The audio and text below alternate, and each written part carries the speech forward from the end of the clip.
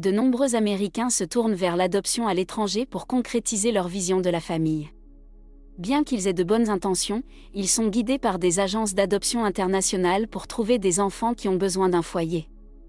Un couple de l'Ohio a entrepris ce processus en croyant avoir trouvé une fille qui compléterait leur famille, sans se douter qu'elle cachait un terrible secret. Bonjour chers auditeurs, voici l'histoire d'une famille qui adopte une fillette de 5 ans. Cependant, lorsque la petite apprend à parler anglais, la vérité horrifiante éclate.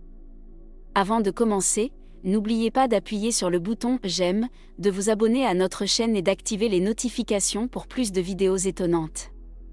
Lorsqu'Adam et Jessica Davis ont décidé d'adopter un enfant, ils étaient comblés de joie.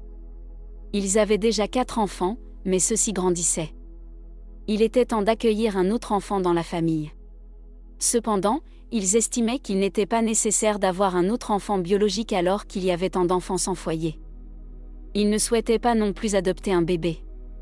Ils ont donc décidé de chercher une agence pour les aider à adopter à l'international.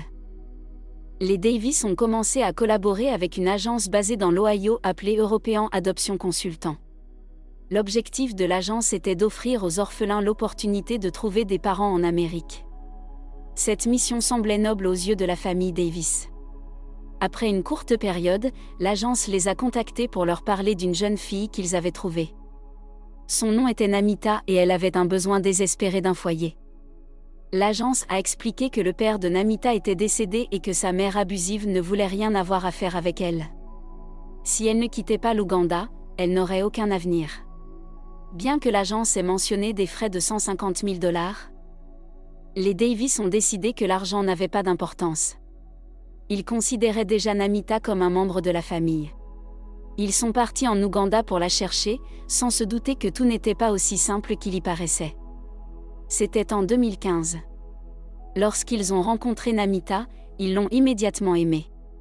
Elle vivait dans un endroit terrible appelé l'orphelinat Goddess Mercy. Le couple savait qu'ils devaient la sortir de ce foyer insalubre. Ils ont finalisé l'adoption et sont bientôt rentrés en Amérique avec un nouveau membre dans leur famille. Adam et Jessica ont présenté Namita à leurs 4 enfants, et ils lui ont donné le surnom de Mata. Cela semblait être un ajustement parfait, et personne ne soupçonnait quoi que ce soit d'anormal. Mata s'est rapidement habituée à la vie aux États-Unis, où elle s'est bien débrouillée à l'école et a appris l'anglais.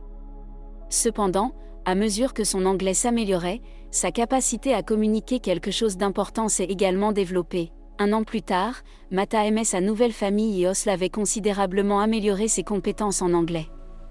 Elle commença à évoquer sa vie passée avec des détails qui semblaient incohérents pour Adam et Jessica. Elle parlait de sa mère, de son village, de ses frères et sœurs, et de l'amour qu'elle éprouvait pour eux. Ces récits ne correspondaient pas à l'histoire de la vie de Mata telle qu'elle était consignée dans son dossier d'adoption. Une révélation horrible frappa le couple, Namita n'avait jamais été une orpheline. Elle avait vécu avec une famille aimante qui n'avait jamais souhaité s'en séparer. La famille était perplexe quant à la façon dont elle avait abouti à l'orphelinat. Conscient qu'il devait agir, le couple fit appel à Karen Riley, une militante qui réunit les enfants victimes de trafic avec leur mère. Riley était d'accord que cette histoire était un exemple flagrant que les médias ignorent souvent, un signe de trafic. Riley informa les Davis qu'elle avait retrouvé la mère de Namita et ils organisèrent immédiatement un appel Skype pour que la mère puisse savoir que Namita allait bien. La mère de Namita avait une histoire éprouvante à raconter. L'agence d'adoption avait mis en place une arnaque courante dans le domaine de l'adoption internationale.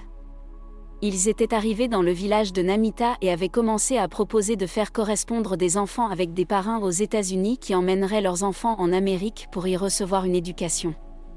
Les parents croyaient que leurs enfants allaient à l'école en Amérique et reviendraient bientôt.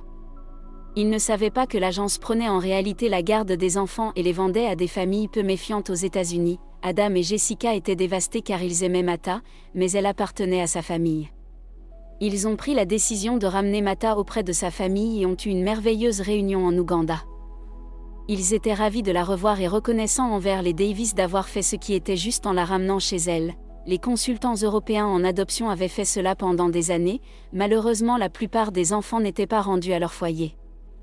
Le FBI a perquisitionné leur bureau et les a empêchés de transférer les tutelles des enfants.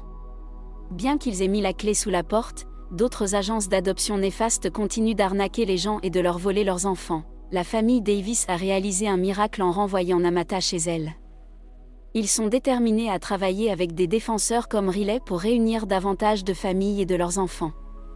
C'est un récit préventif sur le fait de collaborer avec des groupes demandant de grosses sommes d'argent avec une histoire d'abandon d'enfants. Que avez-vous pensé de cette histoire? Partagez vos émotions avec moi dans les commentaires.